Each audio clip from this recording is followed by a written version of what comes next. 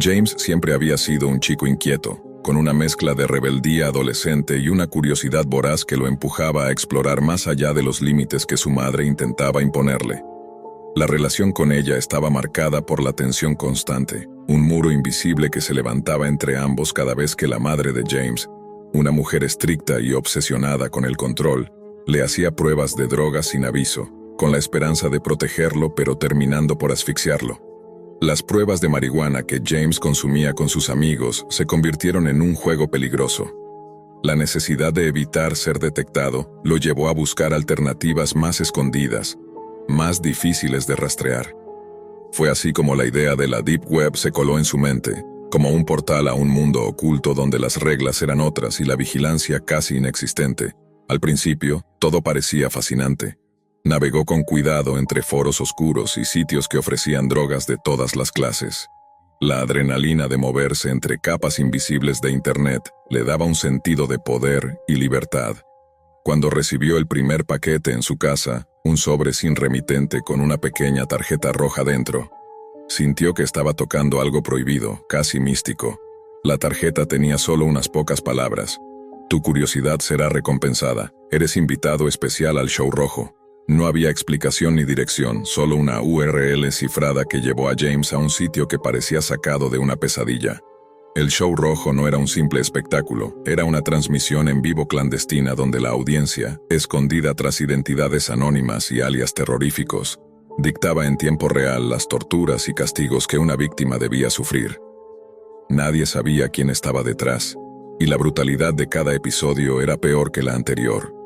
Los gritos, las súplicas y el dolor se transmitían sin filtro alguno, rompiendo la barrera de la distancia digital para clavarse como cuchillos en el alma de los espectadores.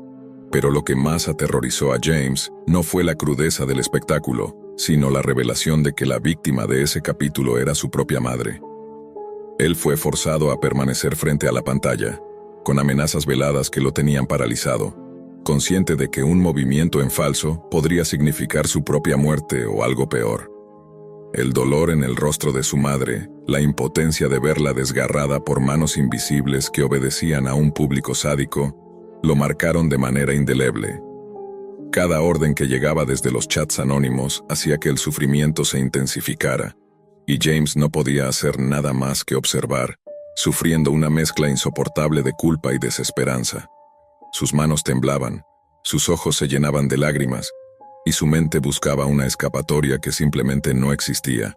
El show rojo no solo mostró la crueldad humana en su forma más pura, sino que también le reveló a James el abismo de la Deep Web, un lugar sin ley ni compasión, donde las reglas eran dictadas por los peores instintos de quienes se escondían tras pantallas. El miedo se instaló en él como un huésped permanente, porque no solo había perdido a su madre, sino que también comprendió que los responsables de ese infierno virtual lo tenían marcado. Su vida, al igual que la de su familia y amigos, se había convertido en un blanco para una red de terror invisible y letal. Cuando la tragedia alcanzó a la familia de su mejor amigo, con su casa incendiada y sus cuerpos desaparecidos en la noche, James supo que la huida era la única opción.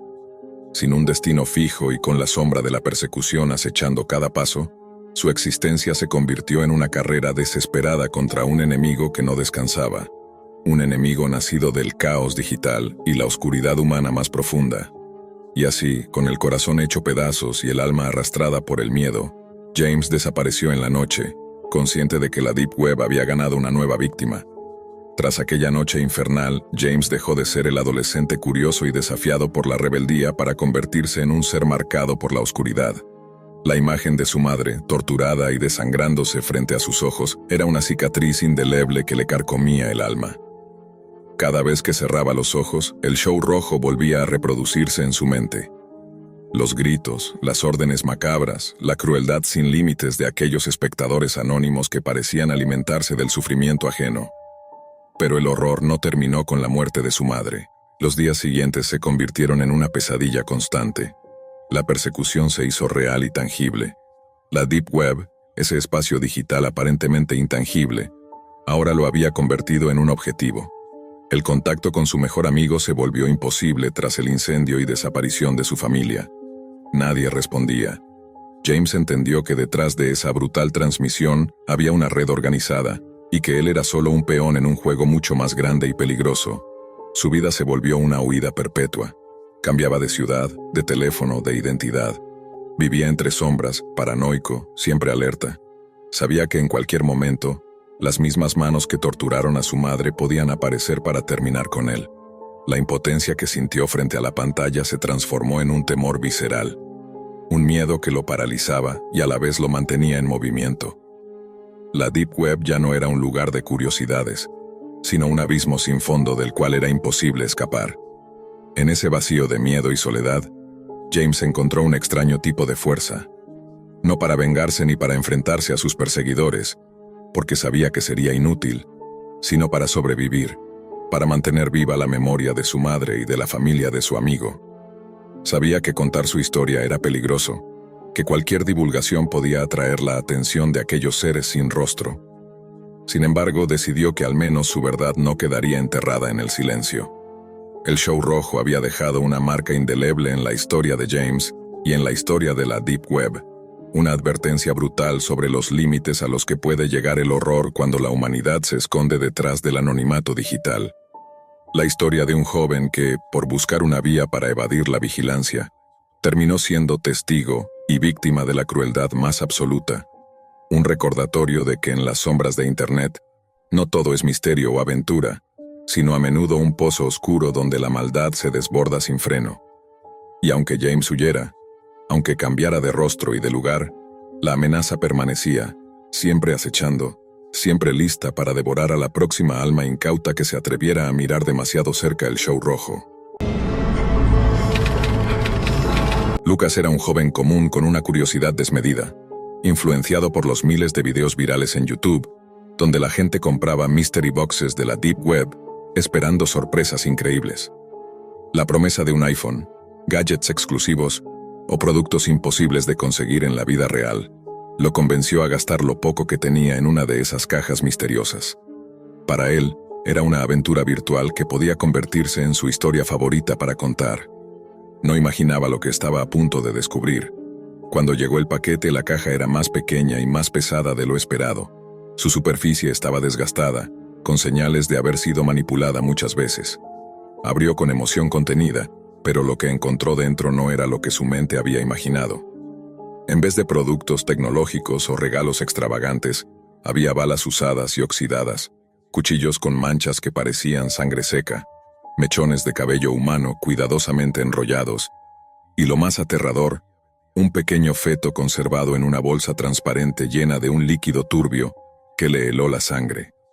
El horror lo paralizó. La caja no solo contenía objetos, sino la evidencia palpable de crímenes y horrores que parecían sacados de una pesadilla. La curiosidad se transformó en miedo, y la emoción en terror puro. Lucas supo que había cruzado un límite invisible entre la aventura y la realidad macabra que esconde la Deep Web. Sin saber qué hacer, tomó fotografías del contenido y decidió entregar la caja a la policía. Pero la investigación avanzó lentamente. Casi parecía que nadie quería realmente profundizar en el asunto. Los oficiales mostraban una mezcla de escepticismo y nerviosismo.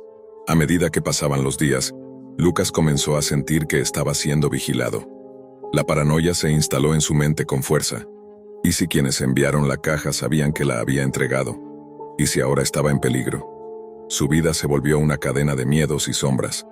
Cada ruido en la noche, cada mirada sospechosa, alimentaban su ansiedad. La caja, con sus objetos macabros, no era solo un paquete más. Era la puerta a un mundo oscuro donde la ley no tenía alcance, y el horror era real. Y mientras la policía seguía sin respuestas, Lucas sabía que su vida jamás volvería a ser la misma. Desde el día que Lucas recibió aquella caja, su mundo comenzó a desmoronarse lentamente, como si una sombra invisible hubiera entrado en su vida y se hubiera instalado para no irse. No fue solo el horror inicial al descubrir lo que había dentro. Fue la sensación constante de que alguien más estaba observándolo, vigilando sus movimientos, controlando cada paso que daba. La paranoia empezó a corroer su mente, transformando incluso las situaciones cotidianas en momentos de ansiedad extrema. Cada vez que sonaba el teléfono, su corazón se aceleraba. Cada vez que alguien tocaba a su puerta, Temblaba sin poder evitarlo.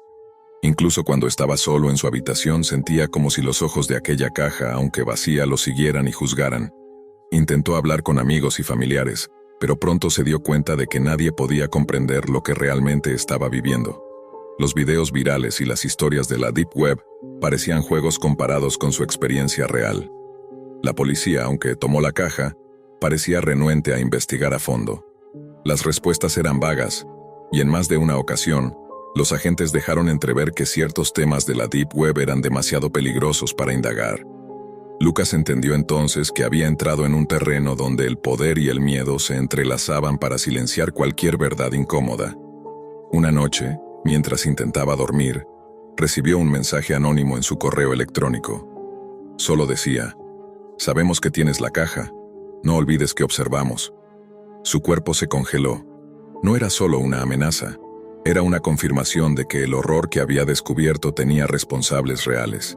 Personas con recursos para hacer que su vida fuera un infierno.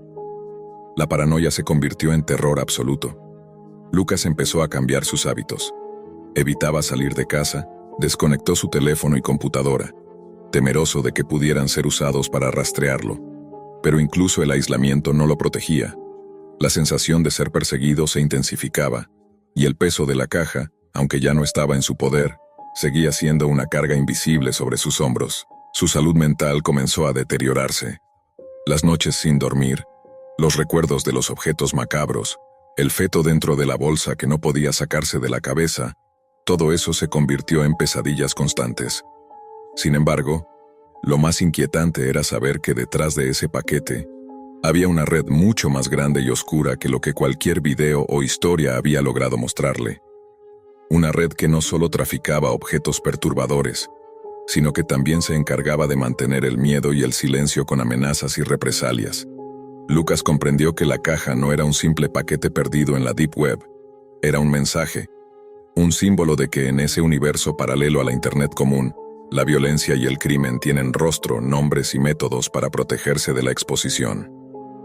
Su entrega a la policía fue vista como una traición por esos responsables, y él se había convertido en un objetivo. Pasaron los meses y el caso nunca avanzó.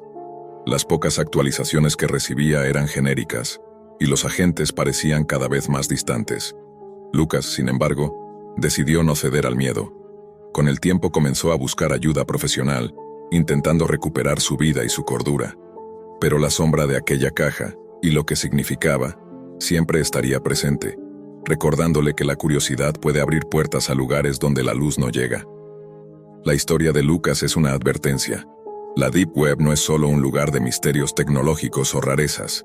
Es un espacio donde el lado más oscuro de la humanidad puede manifestarse de forma brutal y tangible. Y a veces, una simple caja puede contener no solo objetos, sino toda una cadena de horrores que trascienden la comprensión. Una noche, cuando ya parecía que Lucas había logrado encontrar algo de paz, un paquete idéntico al primero apareció en su puerta. Esta vez, no contenía balas ni cuchillos ni cabello humano, sino una nota con un mensaje escalofriante. La caja nunca se fue. Nosotros tampoco. Fue la confirmación definitiva de que su vida había sido marcada para siempre. Lucas entendió que no podría escapar de esa red oscura, pero tampoco dejaría que el miedo lo dominara por completo. Decidió usar su experiencia para advertir a otros sobre los peligros reales de la Deep Web, compartiendo su historia en foros anónimos y redes oscuras, con la esperanza de que su voz sirviera de escudo y no solo de eco de terror. Así, entre la paranoia y la valentía, entre la oscuridad y la esperanza, Lucas se convirtió en una sombra más de aquel mundo secreto, marcado por la caja del horror, pero decidido a no desaparecer en el olvido. Al principio, todo fue simple curiosidad. Lucas era como cualquier otro joven de 21 años, estudiante universitario, usuario obsesivo de Internet, con una inteligencia por encima del promedio, pero con una sensación constante de que el mundo digital ya no lo sorprendía. Las redes sociales le parecían vacías, los videos de YouTube repetitivos y los foros de discusión, simples repeticiones de los mismos temas disfrazados con lenguaje nuevo. Fue entonces cuando escuchó por primera vez, en un podcast a medianoche, sobre la Deep Web. No el mito urbano, no el sitio cliché del hacker misterioso, sino la existencia real de una Internet sumergida, no indexada, donde la ley y el control parecían inexistentes.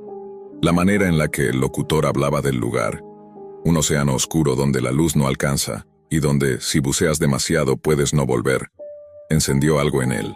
Curiosidad, excitación, o tal vez un impulso más primitivo, el deseo de ver lo prohibido. Instaló Tor esa misma noche, configuró los puentes para no ser rastreado, agregó capas de VPN y comenzó su descenso digital. Al principio se sintió decepcionado. La mayoría de sitios a los que accedía estaban abandonados, con diseños de los años 90, textos desordenados o simples marketplaces donde vendían pastillas, tarjetas clonadas y documentos falsos. Había algo sórdido, sí, pero no aterrador. Más que miedo, sentía fastidio. No era lo que había imaginado. Pero como todo buscador obsesivo, Lucas no se rindió. En un hilo enterrado en un subreddit aparentemente inocente sobre enigmas de Internet, alguien publicó un comentario que fue rápidamente borrado, pero no antes de que él lo copiara. Era un enlace Onion y una contraseña, Fade 2 Gray. El comentario decía simplemente: si estás harto de la superficie, descarga esto. El archivo tenía un nombre extraño, fad.zip. Solo pesaba 74 megabytes. Lo escaneó en un sandbox virtual antes de abrirlo y parecía inofensivo. Una carpeta comprimida con imágenes y vídeos sin título, nombrados con códigos alfanuméricos. Pensó que sería otro creepypasta interactivo, una especie de ARG. Pero al abrir los primeros archivos, su estómago se revolvió. La primera imagen mostraba una cocina. Era una foto casual, tomada desde un ángulo extraño, como si estuviera escondido tras una ventana. Luego otra, una mujer saliendo de la ducha, completamente desprevenida, claramente sin saber que estaba siendo fotografiada. Los vídeos eran aún peores. Uno mostraba a un hombre mayor desayunando mientras, en segundo plano, se veía claramente una figura desenfocada grabándolo desde una esquina. Otro era una grabación de seguridad de un pasillo, aparentemente normal, hasta que en el minuto 5 alguien comienza a acechar a una mujer que no parece advertirlo. Lucas sintió náuseas. Cerró la carpeta, apagó el monitor, se lavó la cara. Pero algo dentro de él, una mezcla de morbo y miedo, lo impulsó a volver. Y ahí estaba el vídeo que lo rompió. En él se veía un aula universitaria, con estudiantes tomando apuntes. Nada raro, salvo que estaba grabado desde el interior, como si la cámara estuviera oculta en una mochila. De fondo, entre los asistentes, estaba él, su rostro, su camisa azul con las letras de la facultad. Estaba sentado a 2 filas del lente. Miró al monitor congelado por minutos, paralizado. Su respiración se aceleró. Sus dedos temblaban. Esa grabación no era antigua. Era de esa semana. Ese mismo lunes. Recordaba la clase, incluso al profesor tartamudeando con las diapositivas. ¿Cómo? ¿Quién? Corrió las cámaras de seguridad en su mente. Nunca notó nada raro. ¿Fue uno de sus compañeros? ¿Quién estaba filmando? ¿Por qué él? Apagó la computadora y se encerró en su cuarto. Su paranoia comenzó a escalar.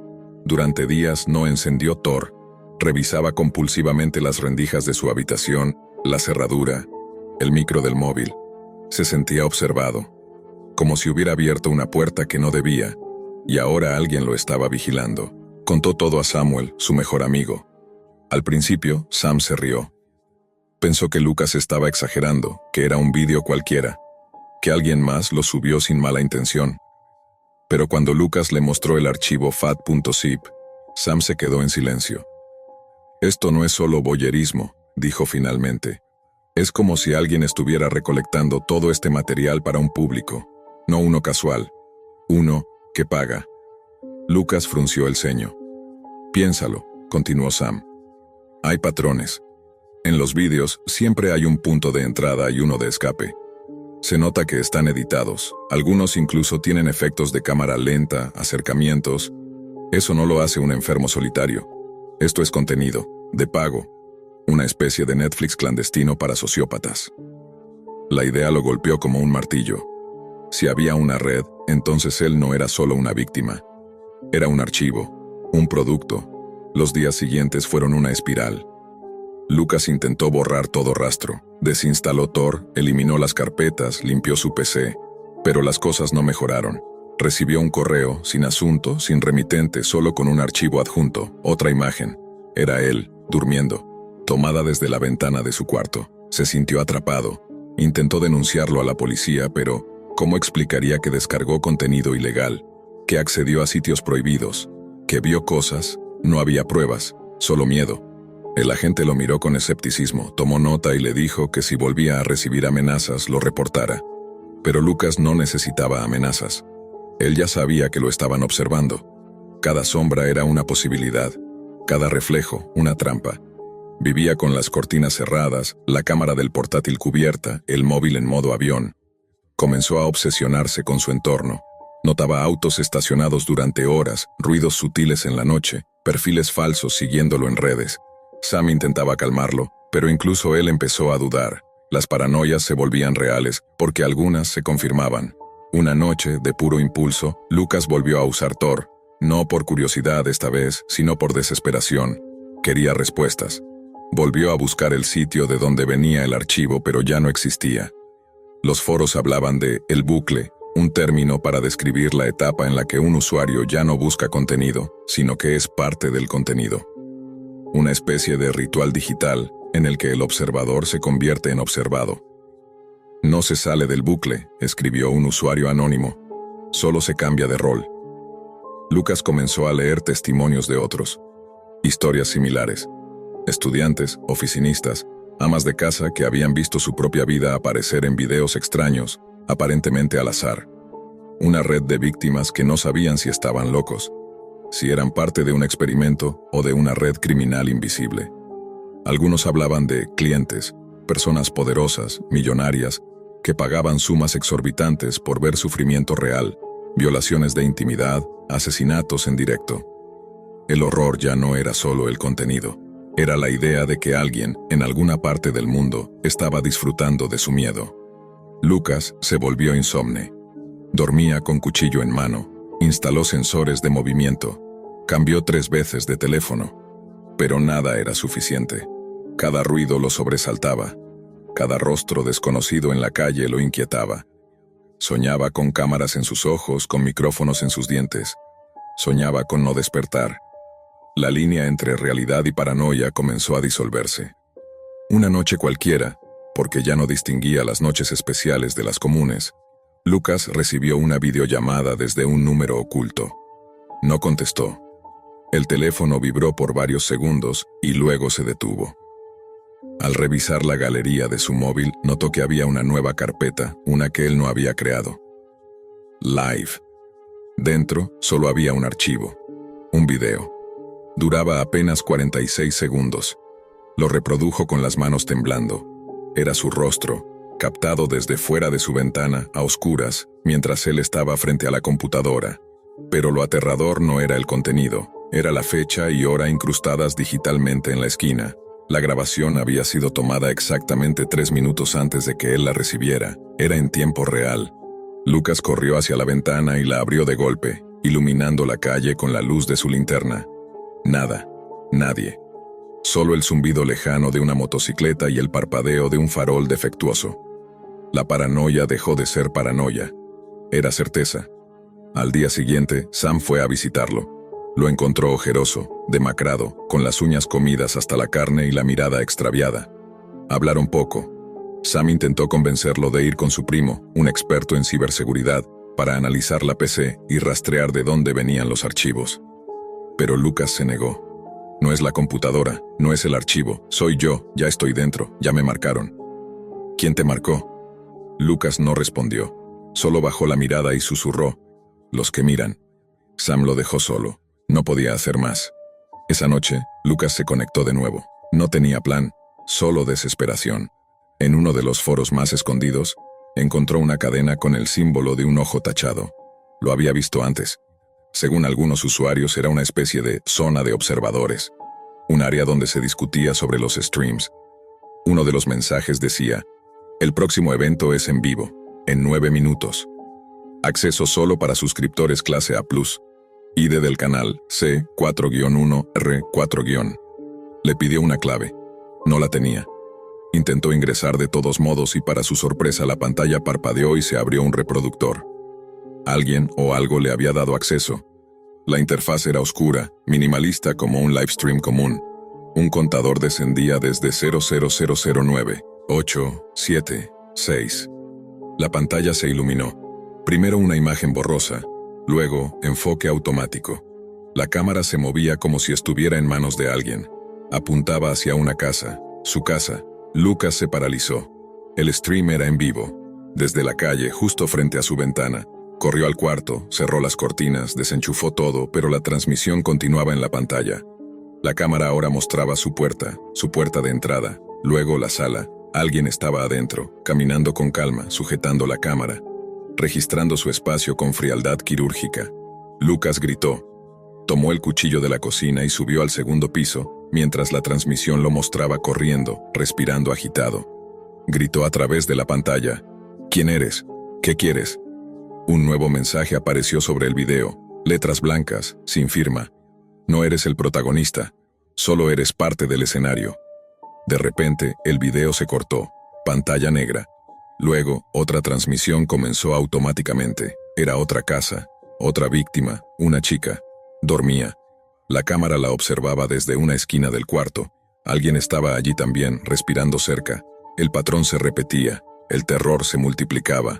Lucas comprendió que no era el único, que había miles, millones tal vez, y que había otros como él que ya no podían escapar. Personas que pensaban que estaban viendo contenido prohibido, pero que, sin saberlo, ya estaban en la programación. Y lo peor no era saberlo. Lo peor era que, en alguna parte, alguien pagaba por ello. Pasaron semanas, luego meses. Lucas desapareció. Su habitación fue encontrada intacta, salvo por el monitor, que estaba encendido, con la interfaz de transmisión aún abierta, y el cursor parpadeando sobre un mensaje. Nuevo episodio disponible. Estás invitado. La policía no encontró signos de violencia, ni de ingreso forzado, ni rastros digitales. Sam buscó durante meses, contrató expertos, navegó los rincones más oscuros de la Deep Web en busca de pistas, hasta que un día también él recibió un archivo, nombre ViewZip. Lo abrió. Era Lucas, en una habitación vacía, mirando fijamente a la cámara, sin hablar, solo observando, por 47 minutos, y al final del video una línea de texto. Todos miran, nadie actúa. Hoy si escribes las palabras bucle adictivo en ciertos subforos ocultos de Tor, puedes encontrar un enlace. No siempre funciona. No siempre aparece. Pero si tienes suerte o mala suerte, lo verás. Y una vez que entras, la pantalla ya no muestra a otros, te muestra a ti. Vin siempre había sido un hombre acostumbrado a la rutina, a las horas inacabables frente a pantallas que poco a poco se convirtieron en su refugio, tras un pasado que prefería enterrar. El ejército, con sus rigores y la inesperada tragedia que marcó su destino, parecía un capítulo cerrado. Sin embargo, ese accidente que terminó con su pierna herida y la necesidad de dejar la vida castrense, le había dejado más que cicatrices físicas. La sombra de la soledad, las noches sin dormir y la lucha contra una adicción que se empeñaba en consumirlo.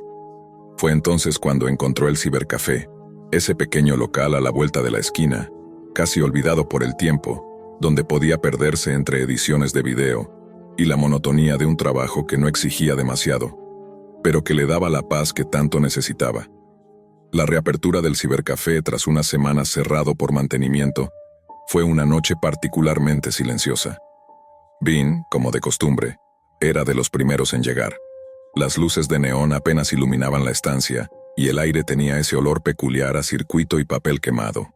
Fue entonces cuando notó la bolsa negra, simple, sin marcas, olvidada bajo una de las mesas cercanas a la entrada.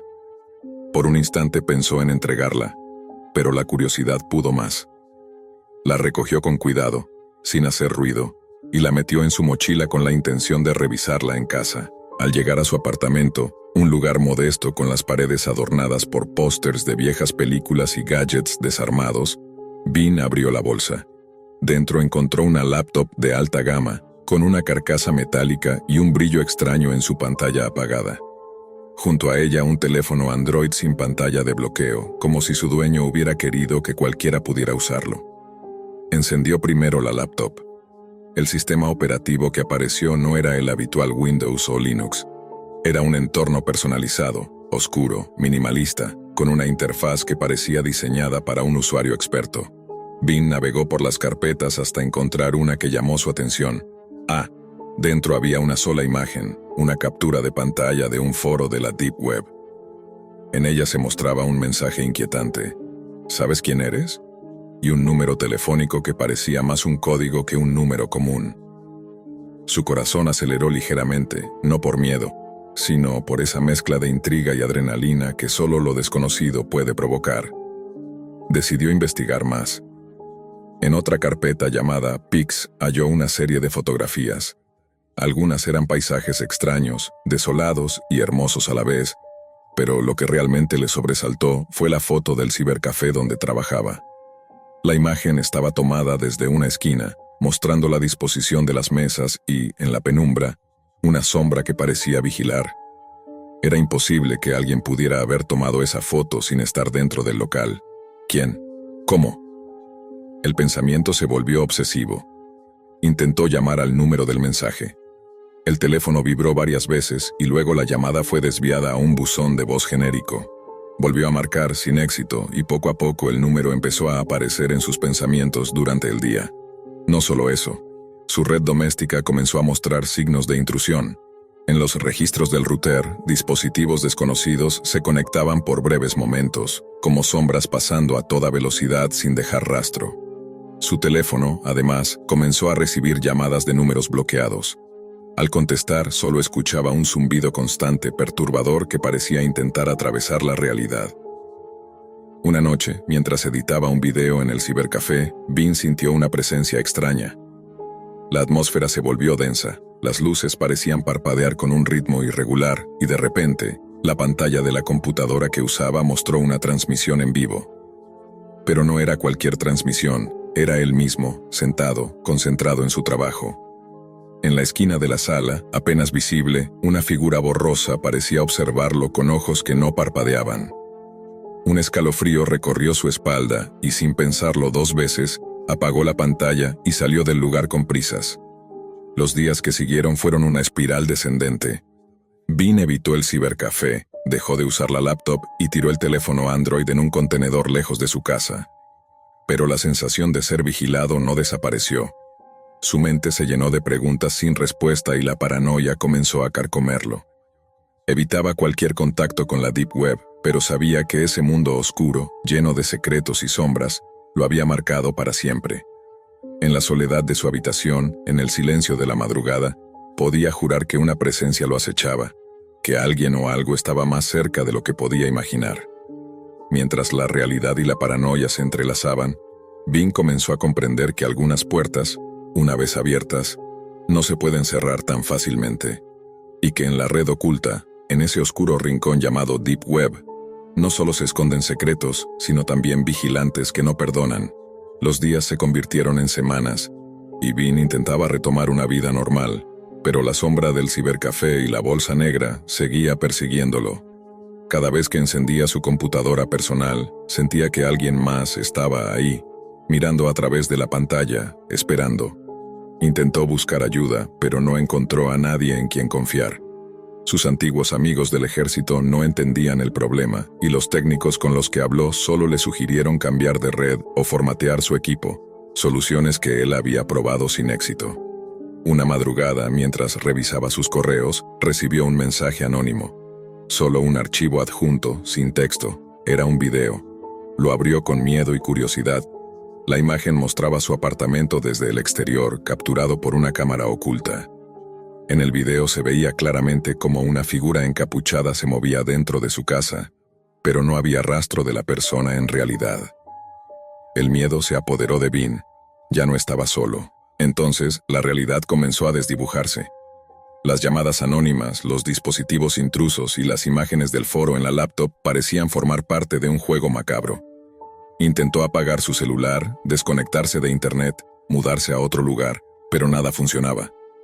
Era como si alguien supiera cada movimiento que hacía, cada pensamiento que tenía. La pregunta que la laptop había mostrado una y otra vez, ¿sabes quién eres?, Srenia resonaba en su mente con un peso insoportable. Una noche, incapaz de soportar más, Bean decidió enfrentarse a lo que fuera que lo acechaba. Volvió al cibercafé, el único lugar donde todo había comenzado. Entró con la mochila vacía, sin la bolsa negra ni los dispositivos. El local estaba cerrado y desierto, pero en la pantalla de una de las computadoras aún brillaba una ventana abierta, mostrando un foro oscuro, el mismo del mensaje inicial. De repente, la transmisión en vivo comenzó de nuevo. Esta vez no era solo él. Vio su reflejo, pero detrás de él apareció la figura borrosa, ahora mucho más clara y cercana. La voz apareció en los altavoces, ronca y distorsionada, preguntando: ¿Sabes quién eres, Bean? Bean cayó de rodillas. La respuesta le vino con una claridad terrible. No solo era un vigilado o un blanco aleatorio, era un eslabón en una cadena que él nunca quiso entender. Su accidente, su adicción, su retiro al anonimato digital, todo había sido parte de un plan que trascendía su voluntad. Entonces comprendió la verdad. Él había sido manipulado para proteger algo, para ocultar algo que la Deep Web había revelado y que aquellos poderosos vigilantes no podían permitir que saliera a la luz. La bolsa negra, la laptop, el teléfono, eran solo herramientas para atraerlo de vuelta, para mantenerlo en el juego. La figura borrosa se acercó más, y Bean sintió que sus ojos se volvían pesados, que la realidad se deshacía a su alrededor. Antes de perder el conocimiento, escuchó un último susurro: «Bienvenido de nuevo». Al despertar, Bean estaba en un lugar distinto. Una habitación blanca, sin ventanas ni puertas visibles, solo la laptop delante de él, encendida y mostrando un cursor parpadeante en una pantalla negra. Su identidad se había disuelto y lo que fuera Bean había desaparecido para siempre. Desde ese día, nadie volvió a saber de él. El cibercafé cerró sus puertas definitivamente y la bolsa negra nunca apareció por ningún lado. Pero en los rincones más oscuros de la Deep Web, algunos usuarios susurran la historia de un hombre que fue atrapado por una red invisible, un vigilante silencioso que habita en la sombra de las conexiones perdidas y los secretos olvidados. Y si alguna vez encuentras una bolsa negra o una laptop con un sistema desconocido, recuerda, hay preguntas que es mejor no hacerse, porque en la Deep Web, a veces, el que observa es más real que la realidad misma. Marcos nunca había sido un estudiante particularmente aplicado. Pasaba más tiempo frente a la pantalla que en la biblioteca, y su curiosidad por los rincones ocultos de Internet era mucho más fuerte que cualquier interés por los apuntes de la universidad. Desde hacía semanas escuchaba rumores en foros, susurros digitales sobre algo llamado salas rojas. A primera vista, le parecían simples leyendas urbanas, historias exageradas creadas para asustar a los inexpertos en la Deep Web. Pero cuanto más leía, más se convencía de que debía comprobarlo por sí mismo. Una noche de insomnio, con la habitación en penumbras y el zumbido constante de su vieja laptop llenando el silencio, decidió dar el paso.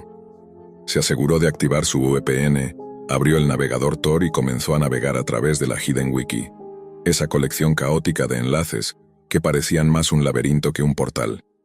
En cada clic se sentía más adentro, más lejos de la superficie donde las páginas eran familiares y seguras. El aire en su cuarto se volvió denso, y aunque no lo admitiera, una inquietud se instalaba en su pecho. Después de varias horas de saltar entre foros, páginas incompletas y enlaces rotos, encontró uno que llamó su atención. El título era simple, sin adornos: Experiencia en vivo. El cursor titubeó sobre el enlace. Todo su cuerpo le pedía no seguir, pero la curiosidad pudo más. Dio clic. La pantalla cargó lentamente hasta mostrar una imagen borrosa. Una habitación iluminada con una tenue luz roja. Las paredes parecían manchadas o pintadas a propósito, como si alguien hubiese querido cubrirlas con un color intenso que recordaba a la sangre seca. Marcos se inclinó hacia la pantalla, frunciendo el ceño, tratando de distinguir detalles. No había sonido, solo ese ambiente rojo estático que parecía pulsar como un corazón. Entonces, algo se movió. Una figura encapuchada apareció en el centro del cuadro, lenta, deliberada. No hablaba, no gesticulaba, solo sostenía un cartel. Marcos sintió que la sangre se le congelaba cuando sus ojos alcanzaron a leer las letras torpes escritas con marcador negro. Su nombre completo, junto con la dirección exacta de su residencia universitaria. El aire se le fue de golpe. ¿Cómo era posible? Su primera reacción fue pensar en una broma, en un montaje, pero antes de que pudiera encontrar una explicación, un chat emergió en la parte lateral de la pantalla. Mensajes en tiempo real comenzaron a inundarlo. Te vemos, Marcos. Bienvenido a la Sala Roja. ¿Quieres jugar? Sus manos temblaban sobre el teclado. Cerró el navegador de golpe, pero la pantalla no respondió. Intentó forzar el apagado, presionando teclas al azar, pero la ventana permanecía congelada. Fue entonces cuando lo notó. La pequeña luz de su webcam parpadeó. El miedo dio paso al pánico. La transmisión cambió de repente, y lo que apareció en pantalla le revolvió el estómago. Ya no era la habitación roja, era su propia habitación. Reconoció el desorden de su escritorio, la taza de café medio vacía, incluso los libros abiertos al lado de su cama. Y allí, detrás de él, apenas visible en el ángulo de la cámara, estaba la misma figura encapuchada. El corazón le retumbaba en los oídos. Giró de golpe en la silla, pero no había nadie. El cuarto estaba vacío, silencioso, con las sombras quietas en su lugar. Cuando volvió a mirar la laptop, la figura seguía ahí, en vivo, inmóvil detrás de él. Con un grito ahogado se levantó y arrancó el cable de alimentación del portátil. La pantalla murió en un chasquido, y el silencio volvió a adueñarse de la habitación. Respiraba con dificultad, como si hubiese corrido una maratón. Esa noche apenas durmió, convencido de que cada crujido en los pasillos de la residencia podía ser alguien acercándose. Pasó horas repasando lo ocurrido, tratando de convencerse de que era una ilusión, un truco, una página creada para manipular. Pero en su interior sabía que algo real había atravesado la pantalla. A la mañana siguiente, con los ojos rojos y la cabeza pesada, encendió la laptop para borrar rastros de lo que había hecho. Sin embargo, lo que encontró lo dejó aún más helado. Todo estaba limpio. No había historial, no había caché, no quedaba registro alguno de su navegación, como si alguien hubiese restaurado el sistema. Lo único diferente era un archivo solitario en el escritorio, titulado simplemente Play.mp4. Con el pulso acelerado lo abrió. El video mostraba a Marcos la noche anterior sentado frente a su laptop, observando la transmisión de la Sala Roja. El ángulo de la grabación era perfecto, como si alguien hubiese colocado una cámara invisible dentro de su habitación. Lo más perturbador era la marca de tiempo. Indicaba que el video había sido grabado minutos antes de que él siquiera encontrara el enlace. Marcos cerró de golpe la computadora, empujándola lejos, como si quemara. Desde ese día no volvió a atreverse a entrar en la Deep Web, pero el miedo nunca lo abandonó.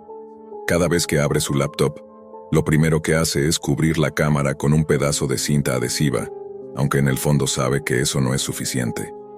A veces, cuando está solo en su habitación, siente que alguien lo observa en silencio, desde algún punto que nunca logra detectar. Las noches se le han vuelto insoportables. El recuerdo de aquella sala roja, el brillo estático de la luz que parecía respirar, la figura encapuchada sosteniendo su nombre como una sentencia, todo regresa en sueños y en sobresaltos nocturnos. Lo peor no fue el video. Lo peor es la certeza de que en algún lugar, alguien guarda grabaciones de él, alguien que ya ha demostrado saber dónde vive, qué hace y qué teme. Y cada día que pasa, esa sensación de vigilancia se vuelve más real, más insoportable, como si en cualquier momento la pantalla fuese a encenderse de nuevo por sí sola para recordarle que nunca estuvo a salvo. Marcos nunca había sido un estudiante particularmente aplicado. Pasaba más tiempo frente a la pantalla que en la biblioteca, y su curiosidad por los rincones ocultos de Internet era mucho más fuerte que cualquier interés por los apuntes de la universidad. Desde hacía semanas escuchaba rumores en foros, susurros digitales sobre algo llamado salas rojas. A primera vista le parecían simples leyendas urbanas, historias exageradas creadas para asustar a los inexpertos en la Deep Web, pero cuanto más leía, más se convencía de que debía comprobarlo por sí mismo. Una noche de insomnio con la habitación en penumbras y el zumbido constante de su vieja laptop llenando el silencio, decidió dar el paso. Se aseguró de activar su VPN, abrió el navegador Tor y comenzó a navegar a través de la Hidden Wiki, esa colección caótica de enlaces que parecían más un laberinto que un portal. En cada clic se sentía más adentro, más lejos de la superficie donde las páginas eran familiares y seguras. El aire en su cuarto se volvió denso, y aunque no lo admitiera, una inquietud se instalaba en su pecho. Después de varias horas de saltar entre foros, páginas incompletas y enlaces rotos, encontró uno que llamó su atención.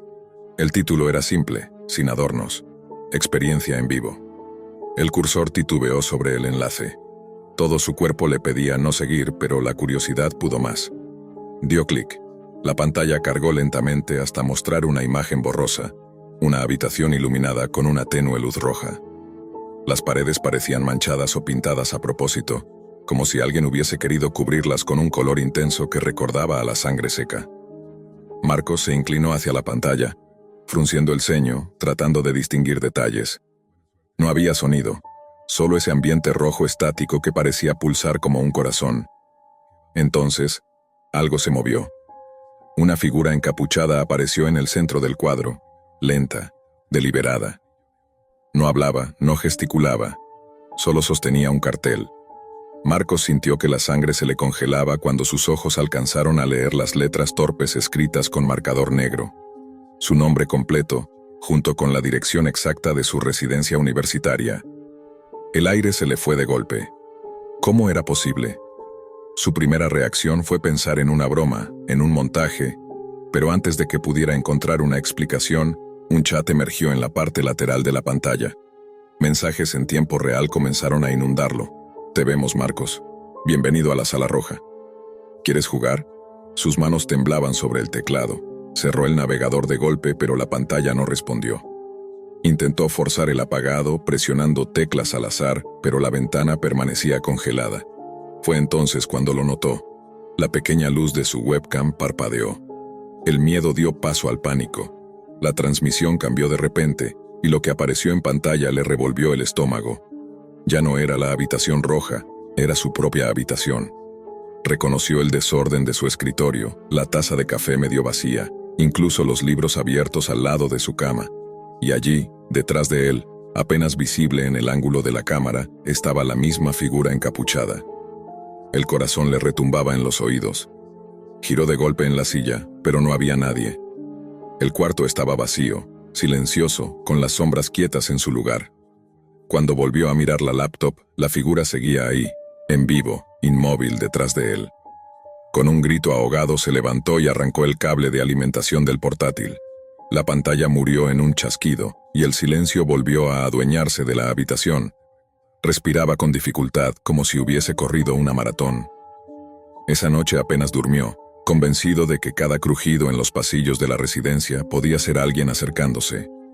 Pasó horas repasando lo ocurrido, tratando de convencerse de que era una ilusión, un truco, una página creada para manipular. Pero en su interior sabía que algo real había atravesado la pantalla. A la mañana siguiente, con los ojos rojos y la cabeza pesada, encendió la laptop para borrar rastros de lo que había hecho. Sin embargo, lo que encontró lo dejó aún más helado. Todo estaba limpio. No había historial, no había caché, no quedaba registro alguno de su navegación, como si alguien hubiese restaurado el sistema. Lo único diferente era un archivo solitario en el escritorio, titulado simplemente Play.mp4. Con el pulso acelerado, lo abrió. El video mostraba a Marcos la noche anterior, sentado frente a su laptop, observando la transmisión de la Sala Roja. El ángulo de la grabación era perfecto, como si alguien hubiese colocado una cámara invisible dentro de su habitación. Lo más perturbador era la marca de tiempo. Indicaba que el video había sido grabado minutos antes de que él siquiera encontrara el enlace. Marcos cerró de golpe la computadora, empujándola lejos, como si quemara. Desde ese día no volvió a atreverse a entrar en la Deep Web. Pero el miedo nunca lo abandonó. Cada vez que abre su laptop, lo primero que hace es cubrir la cámara con un pedazo de cinta adhesiva, aunque en el fondo sabe que eso no es suficiente. Las noches se le han vuelto insoportables. El recuerdo de aquella sala roja, el brillo estático de la luz que parecía respirar, la figura encapuchada sosteniendo su nombre como una sentencia, todo regresa en sueños y en sobresaltos nocturnos. Comenzó a notar pequeñas cosas. Puertas que juraba haber cerrado amanecían entreabiertas. Mensajes anónimos llegaban a su correo con frases cortas como «No te duermas» o «Levanta la mirada». A veces, cuando estaba en clase, su celular vibraba con notificaciones de videos en vivo en redes privadas, pero al intentar abrirlos no cargaban. Y en cada ocasión, las miniaturas de esos videos eran siempre la misma. Él, en tiempo real, desde diferentes ángulos de su cuarto. Marcos trató de denunciarlo. Fue a la policía, contó lo sucedido. El oficial que lo atendió apenas levantó una ceja cuando mencionó la Deep Web. Lo despacharon con un consejo seco. Apague su computadora, deje de entrar a esas páginas y se acabará el problema. Pero Marcos sabía que no era tan sencillo. Había cruzado un umbral del que no se puede volver. Los días siguientes fueron una espiral de paranoia. Comenzó a dormir con cuchillos cerca de la cama, revisaba debajo del escritorio y en el armario antes de cerrar los ojos. Pero la ansiedad lo consumía. Cada noche, el recuerdo de esa sala roja parecía expandirse, como si hubiese dejado una grieta abierta en su mente y en su realidad. Una madrugada, mientras intentaba distraerse escuchando música, escuchó un clic seco en la laptop apagada. El ventilador interno se encendió por sí solo y la pantalla iluminó el cuarto. El archivo play.mp4 había reaparecido, aunque juraba haberlo borrado. Sin poder contenerse, lo abrió. El video lo mostraba durmiendo. La cámara parecía estar justo frente a su rostro, capturando su respiración pausada, sus pestañas temblando en sueños. Pero lo que más lo perturbó fue ver, detrás de él en la grabación, la figura encapuchada inclinándose lentamente hacia la cámara, como si quisiera asegurarse de que Marcos lo notara. Marcos se echó hacia atrás, golpeando la silla contra la pared. Corrió hacia la ventana, pero al abrirla encontró otro detalle aterrador. En el edificio de enfrente, en una de las ventanas oscuras, alguien había dejado un mensaje escrito con luz de linterna. 3 palabras: mira detrás de ti. El corazón se le desbocó. Se giró con violencia. Su cuarto estaba vacío, pero sabía que no duraría mucho. La computadora seguía reproduciendo el video, y en la pantalla la figura ya no estaba detrás de él, sino frente a la cámara, ocupando toda la imagen, como si estuviera a punto de salir del monitor. La transmisión cambió a una interfaz de chat. Miles de usuarios estaban conectados. Los mensajes inundaban la pantalla. Empieza ahora. Estamos listos. Marcos, tu turno. Un contador regresivo apareció en el centro de la pantalla, descendiendo lentamente. 10, 9, 8. Marcos gritó. Desconectó cables, apagó la regleta eléctrica, pero la laptop seguía funcionando, alimentada por una energía imposible. La pantalla brillaba cada vez más, como si quisiera devorarlo. El aire se volvió sofocante, impregnado de un olor metálico. Cuando el contador llegó a 0, la transmisión mostró una habitación completamente roja, idéntica a la primera. Solo que ahora no era un desconocido el que aparecía en el centro de la escena, sino él mismo. Marcos, encapuchado, sosteniendo un cartel. Un cartel con letras negras y torpes que decían: «Te vemos». El chat estalló en vítores digitales, miles de mensajes celebrando, pidiendo que el juego comenzara. La figura en pantalla, su reflejo, su sombra, su condena, levantó lentamente la vista hacia la cámara y por un instante, Marcos sintió que ya no estaba frente a una computadora. Estaba dentro de la sala roja. Ese fue el último recuerdo claro que tuvo. Al día siguiente, su compañero de residencia encontró la laptop abierta en el escritorio, con la pantalla negra y un archivo único en el escritorio. Final.mp4. Nadie volvió a ver a Marcos.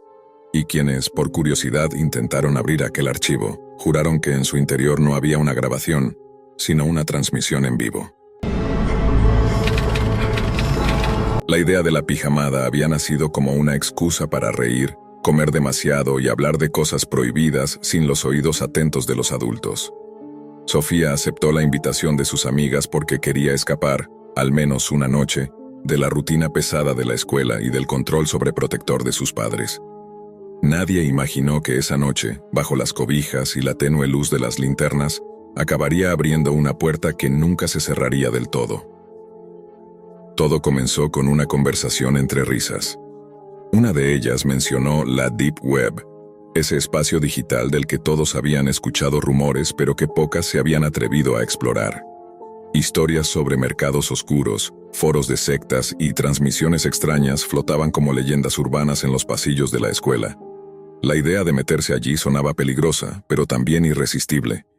«Apostemos a que Sofía no se atreve», dijo alguien, y en el acto el reto quedó sellado. La herramienta fue improvisada, una tableta vieja que alguien había traído para ver películas, con una supuesta VPN gratuita instalada de manera torpe. Sofía, temblando más por la risa nerviosa que por miedo real, siguió los pasos que había escuchado en videos de YouTube. Abrir el navegador Tor, buscar la Hidden Wiki y navegar entre enlaces de aspecto extraño y nombres retorcidos. La atmósfera de juego comenzó a transformarse lentamente en una tensión densa, casi tangible. En la pantalla, una lista interminable de vínculos aparecía. Había títulos confusos, algunos con códigos ilegibles, otros con frases perturbadoras. El mercado del dolor, santuario del eco rojo, el espectáculo de Miss Necrofilia. El último llamó la atención de inmediato. A las chicas les sonó grotesco, pero Sofía, acorralada por las miradas y las risas de desafío, clicó sin pensarlo demasiado. La página tardó en cargar y durante esos segundos interminables la respiración del grupo se contuvo. Cuando finalmente apareció la transmisión, la habitación enmudeció. La cámara mostraba una estancia pobremente iluminada, como un salón vacío en ruinas.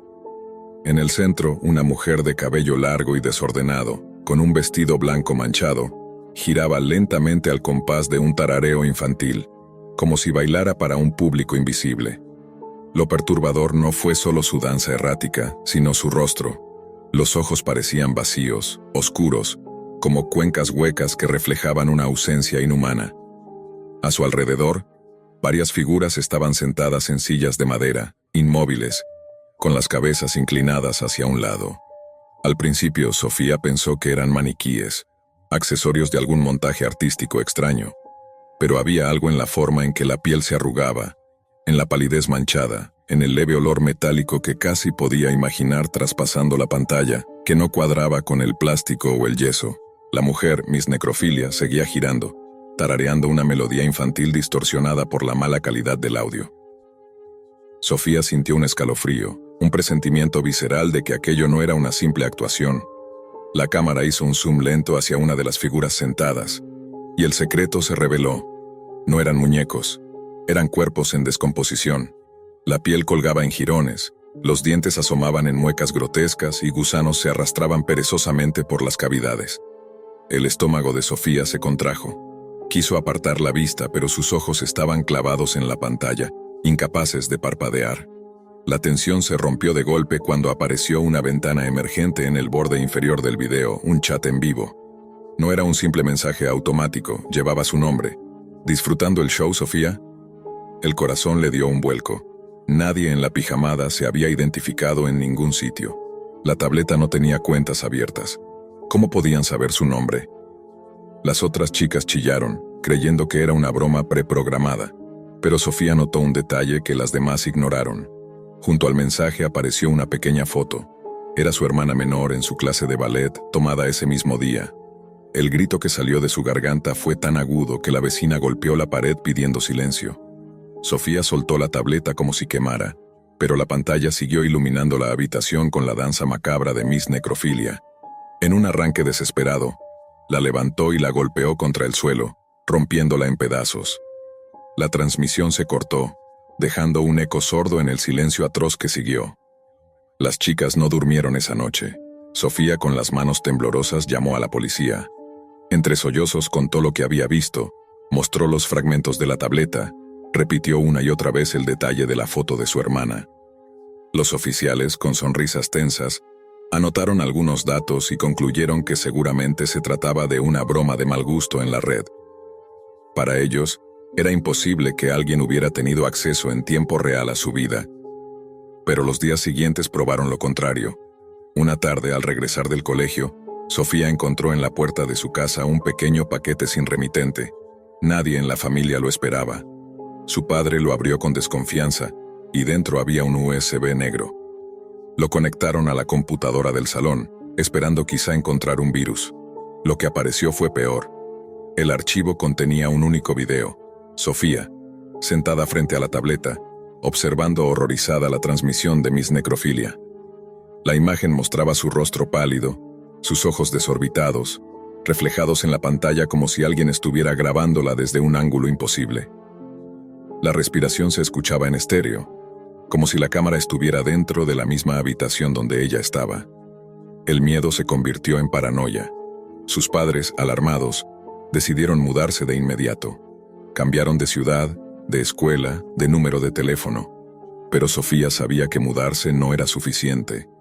Cada vez que pasaba frente a un espejo o veía el reflejo en una ventana, sentía un cosquilleo en la nuca, una certeza perturbadora de que esos ojos vacíos, los de Miss Necrofilia, estaban allí, justo detrás, esperando a que se atreviera a mirar por demasiado tiempo. Las semanas posteriores a la mudanza fueron un intento desesperado de olvidar. Sofía comenzó clases en otra escuela. Su hermana menor continuó con sus prácticas de ballet en un nuevo estudio. Y sus padres insistían en que todo había quedado atrás. Fue un susto nada más. Repetían como un mantra, como si con esas palabras pudieran borrar la memoria de la danza macabra. Pero Sofía no podía dormir. Cada noche despertaba con la sensación de estar siendo observada. Soñaba con la habitación oscura, con el tarareo que se colaba en sus oídos como un veneno dulce, con los cuerpos balanceándose como marionetas rotas. Lo peor era el espejo de su cuarto. Aunque lo cubrió con una sábana, a veces escuchaba un leve golpeteo detrás de la tela, como si alguien tocara desde dentro. Una madrugada, incapaz de soportarlo más, retiró la sábana y se obligó a mirar.